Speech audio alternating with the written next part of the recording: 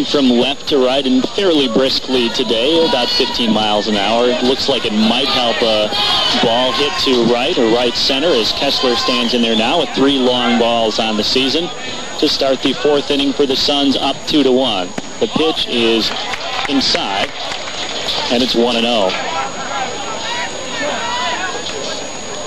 Bulldogs play Kessler in the outfield, about medium depth, a little deeper in center.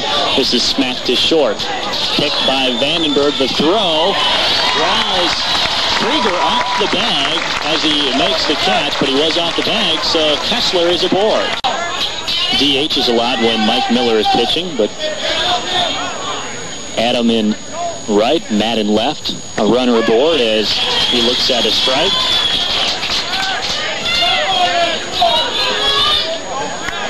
The winner gets Germantown at 6 o'clock.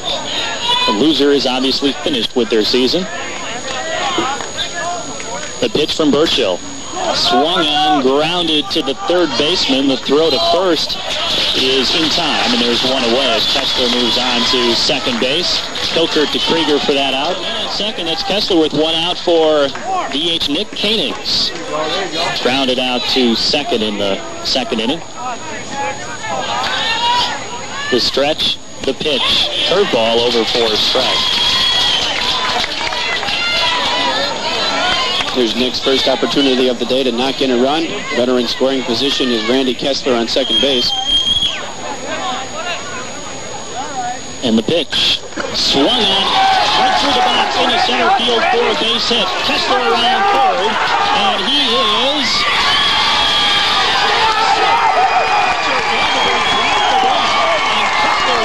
The Suns' third run of the day, and Matt Koenigs is going to take off for third. He's in there. The Bulldogs give it on that. Give Koenigs the RBI. Kessler comes in with it, and it's 3-1 East. One away, man on third now. And here's Koenigs breaking for home. He's in there.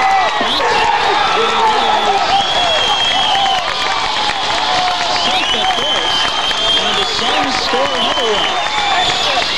4-1 East. Great squeeze play there by Coach Doug Godring and his sons. He squeezed with the number 9 hitter, Robbie Jansen. Great bunt by Jansen. He drops it 5 or 6 feet. So still only one away. And Jansen on first for the leadoff man, Adam Rollinger, here in the 4th. 2-hour across. It's 4-1 East. And ground out and a walk for Rollinger today. Runner goes. Short. And Jansen stays at second. Rollinger aboard with a knock, and first and second, nobody out for the Suns here in the 4th inning. And here's Eric Kramer, a single and a double today.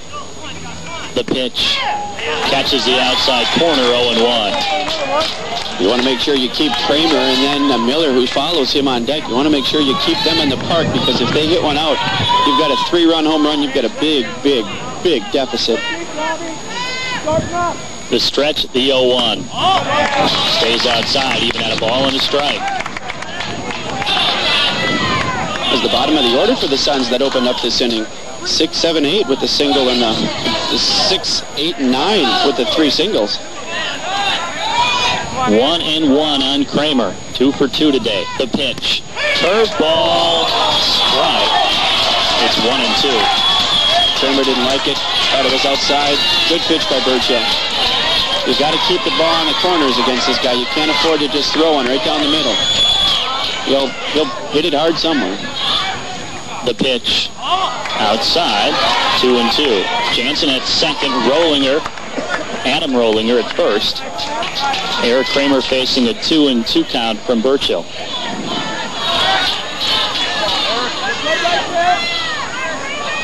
The pitch. Swinging a high fly ball to right field. That ball is gone. A three-run job for Eric Kramer on a 7-1 fly.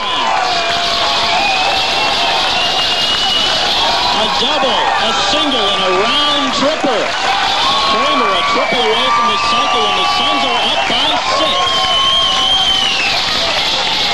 Well, what more more can you say? He went outside with 2 consecutive curveballs, trying to nibble on the outside black part of the plate. Kramer had one called for a strike. He watched the other one. Then he comes inside with a curveball to the left-handed hitting Kramer, and he just drops his shoulder and belts one deep to right field. No doubt about it. As soon as it left the bat, Bob, you knew it was gone.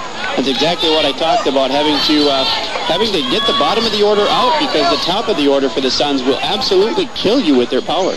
And here's Mike Miller. Number 10 for Eric Kramer this season. Oh, is he a good hitter? His second of the postseason. My goodness, is he a good hitter? He's a top college hitter. The 1-0 stays outside. Perhaps Burchill a little unnerved. And who wouldn't be? 2-0. A little shell shock this inning.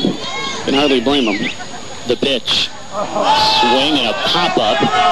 Vandenberg battling the sun behind the plate. Scampers up the first baseline. Cannot make the best acting job. It's a strike. So Miller lives to hit again, and let's see if he can't make Burchill and the Bulldogs pay for that screw-up. And that's, once again, that's not a mental mistake. That's a physical mistake. The catcher has to be able to catch those pop-ups, and hit him right in the glove. He just dropped it. Don't want to give a guy like Miller another chance. The 2-1. Swing and a smack to center field. That ball is off the ivy. Miller around first, digging for second. The throw comes in, not in time. And Mike Miller in there with the double. And he's 2 for 2 today. Well, you and I must be clairvoyant here. I'm talking about watching out for the 3-run home run. Boom, Kramer hits the home run. Then we talk about Miller making the Bulldogs pay for the drop pop-up, and he hits a screamer off the dead center field wall. I can't begin to tell you how good a hitters Kramer and Miller have been in the last 2 weeks. They're hitting everything, and they're hitting everything hard. And here's Jacobson, fouls one onto Silverbrook. Caught a piece of the station mobile unit. Miller stands at second. Just missed a police car out there. And the 0-1 to Jacobson. Swing and a miss, bouncing away from Vandenberg, who retrieves quickly. The one good thing about this inning for the Suns is that gives Coach Gonring some leeway with his pitching here in the next 4 or 5 innings. Not that they have the game in the bag yet, but they do have a comfortable lead. They can allow the pitcher for the Suns, Kramer, to go a couple of innings, maybe even throw the complete game. He can be allowed to get in and get out of some trouble, give up a few runs, because they have such a big lead now. This one is smacked to short. Great play by Vandenberg. Throw to third. Safe. Ball gets away. Jacobson safe at first. Miller safe at third. That was a nice play in the hole by Joel Vandenberg just to cut that ball off and keep it on the infield. Second. Still only 1 out. 5 are in. And Brad Eastman with first and third. Burchill, the pitch. And it's a little bit low. It's 1-0. Nobody warming up in the Cedarburg bullpen. You can expect Coach Jack Freese to go with his ace here. Josh Burchill is his number 1 pitcher. He doesn't have anybody in the bullpen besides maybe John Hannum, who has any sort of innings this year. This one is lifted to center. DeRocher has a beat on it and squeezes it for out number 2, but that's going to be deep enough to score another run as a sacrifice fly. Brings in Miller, and it's 8-1 West Bend. Randy Kessler up for the second time in this inning. Infield single to start things off.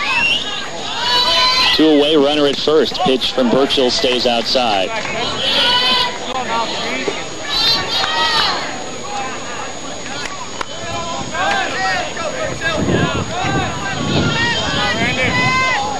The 1-0. That's a little bit low. 2-0. Batting around here in the 4th inning as Kessler now hits for the second time. Here's a swing and a fly ball to medium left center. And it's going to be the center fielder, Fred DeRocher, taking care of it to finally end the inning for the Bulldogs.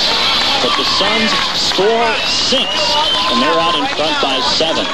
We played 3.5. It's 8-1 Suns. You're listening to Playoff Baseball on WBKV.